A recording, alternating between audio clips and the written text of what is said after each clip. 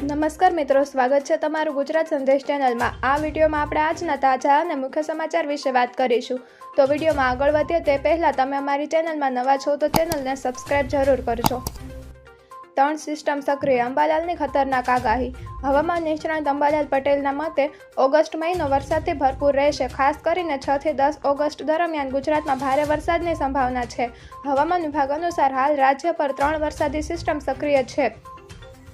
આ ત્રણેય સિસ્ટમના કારણે રાજ્યભરમાં વરસાદી માહોલ છવાયો છે। આજે રાજ્યના અમુક વિસ્તારોમાં હળવાથી મધ્યમ વરસાદની આગાહી કરવામાં આવી છે।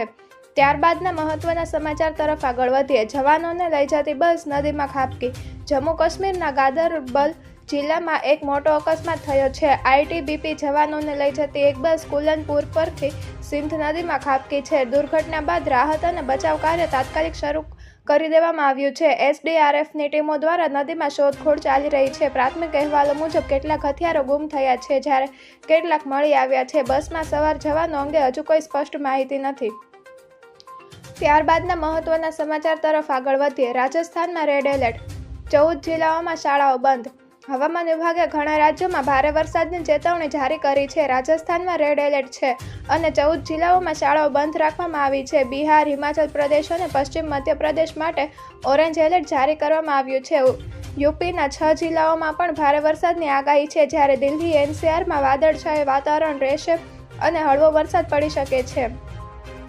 ત્યારબાદના મહત્વના સમાચાર તરફ આગળ વધીએ। સોનાના ભાવમાં ફરી ઘટાડો।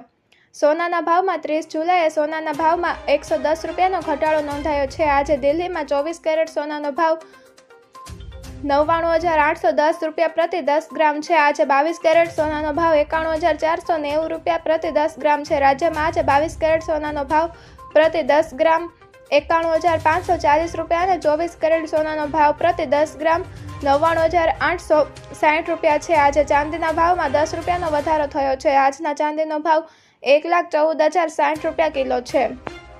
ત્યારબાદના મહત્વના સમાચાર તરફ આગળ વધીએ। અમદાવાદમાં પાણીજન્ય રોગચાળો વકર્યો। અમદાવાદમાં જુલાઈ માસમાં પાણીજન્ય રોગચાળાના કેસોમાં ભારે વધારો થયો છે, જેની પૂર્વ વિસ્તારમાં સૌથી વધુ અસર જોવા મળી છે। કોલેરાના 25 કેસ નોંધાયા છે, જેમાં 20 જેટલા કેસ પૂર્વ વિસ્તારમાં નોંધાયા હોવાનું જાણવા મળે છે। કમળાના પણ 413 કેસ નોંધાયા છે। ઝાડા ઉલટીના 703 અને ટાઇફોઇડના 579 કેસો નોંધાયા છે।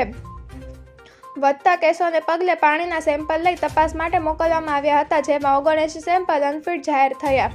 ત્યારબાદના મહત્વના સમાચાર તરફ આગળ વધીએ। રાજ્યમાં 95 તાલુકામાં વરસાદ। રાજ્યમાં હાલ વરસાદનું જોર ઘટી રહ્યું હોય તેમ જણાઈ રહ્યું છે।